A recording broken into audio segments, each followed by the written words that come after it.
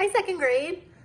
For math this week, we're going to start learning how to tell time on a clock. We're going to use an analog clock that has hands, not the digital clock like you might have on your microwave or on your alarm clock.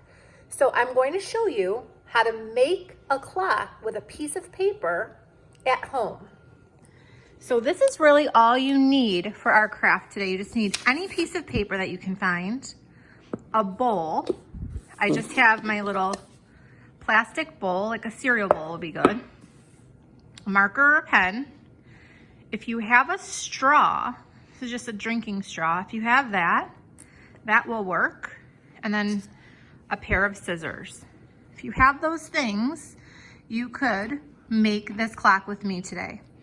The first thing that we're going to do is put the bowl right in the middle of the table so that we have something round to trace, okay? Try not to draw on your bowl with a marker. Try to just go around it so you don't get marker on your bowl.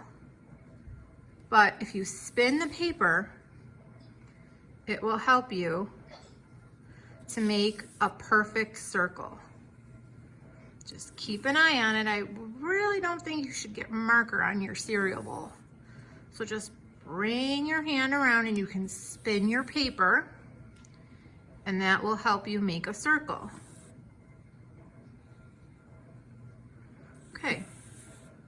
Now when you move your cereal bowl, you will have a pretty perfect circle on your paper. I wouldn't be able to draw a perfect circle without a bowl. So that's step one. Now we're going to put the numbers on the clock. But when we put numbers on the clock, we have to remember that the numbers go in a certain order and they have to be spaced out in the right way or else the clock won't be able to tell the right time. So on the very, very top of your clock, that is going to be the number 12. 12 goes on the very, very top. If you take an imaginary line and bring your pen down right under the 12, that is going to be the number 6. So 12 and 6 should be right in a line. So if you can picture there being a fake line going this way, we're going to try to make a fake line going this way, side to side. So on this side, we are going to write the number 9. And then if you can envision an imaginary line going across, then on this side, on the right, it's going to be the number 3. Okay? You have to start with those numbers so that the rest of the numbers end up in the right spot. Now remember that a clock always goes to the right. This is called clockwise. I'm actually going to draw a little arrow over the number 12 so we remember that we're always going this way when we're using a clock. Clocks don't spin backwards. They all spin to the right. That's called clockwise, okay? So clocks start with the number 12 and the next number is not 13, it's actually number 1. So after 12 goes 1, 2, 3.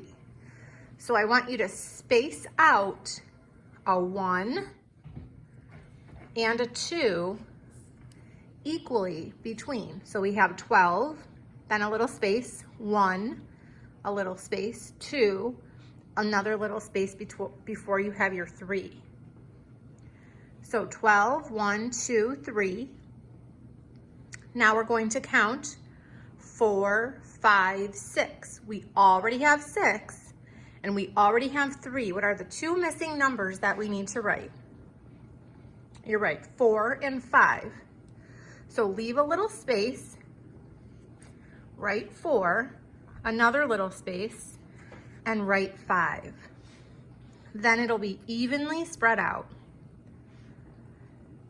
Now remember, we keep going this way. We're trying to count from 6 to 9. What numbers am I missing when I'm counting from 6 to 9? You're right, 7, 8. So 6, leave a space, 7, leave a space, 8, 9. Now we are counting from 9 to 12. 9, 10, 11, 12. That is how you can make sure that your numbers are evenly spaced around the clock. If they're all grouped together, you're not going to be able to use your clock to tell time. If you want to, right in the middle of your clock, try to find right exactly in the middle, you can put a dot. That's where the hands of the clock are going to connect. Okay, so you don't need your marker right now. Now we're going to use this straw. I have a bendy straw, but if you don't need a bendy straw. You can use a regular straw. If you don't have a straw, you can use a piece of yarn. If you don't have a piece of yarn, you can cut a piece of paper into a long, skinny stripe. You can use anything that's long and skinny. If you have a pipe cleaner, that would be really cool. I don't have a pipe cleaner at home though. The next thing I'm going to do is I'm going to cut this. So this has to be something that you can cut. We're going to cut it into 2 pieces, but let me show you. I'm going to cut the first piece, and then the second piece is going to be longer. So here's my first piece, and here's my second piece. Do you see how it's much longer? Because there are 2 hands on the clock.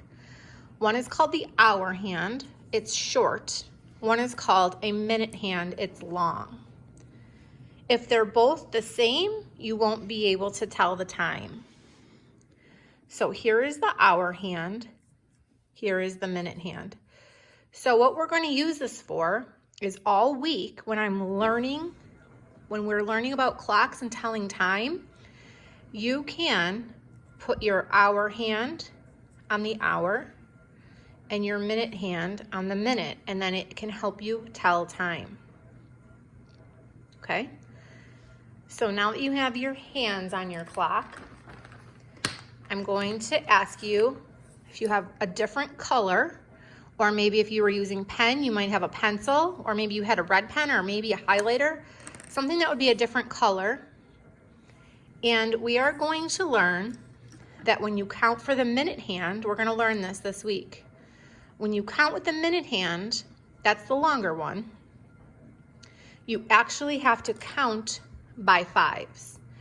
And when I count by 5s on a clock, I make a thing that I call a clock flower. Because when I'm done with this, it's going to look like a flower. Okay? Let me show you what I mean. So you're going to start on the 12, and we're going to make petals, and you can't stop until you hit a number. So I'm going to start at 12. I'm going to go up like a flower petal, but you can't stop until you hit a number. So I hit 1. That's a petal. Now I have to make another petal, but I can't make lots of little petals. I can only stop when I hit a number. So you're going to jump for the next petal, stop right in the middle of the number 2. Then jump all the way to the number 3. Then jump all the way to the 4. Do you see how it's starting to look like a flower with petals all around it? We're going to go to the 5, jump to the 6. I'm turning my paper to make it easier to make the jumps. 7, 8, 9, 10,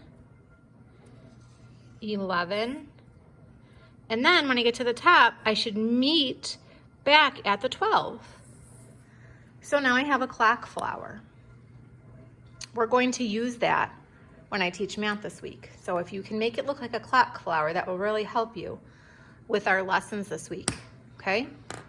So what you have so far is a clock flower, an arrow that's reminding you which way the clock rotates, a minute hand, and an hour hand made out of any 2 things you can find. Maybe you have those long skinny Legos where you have 2 pieces that are different.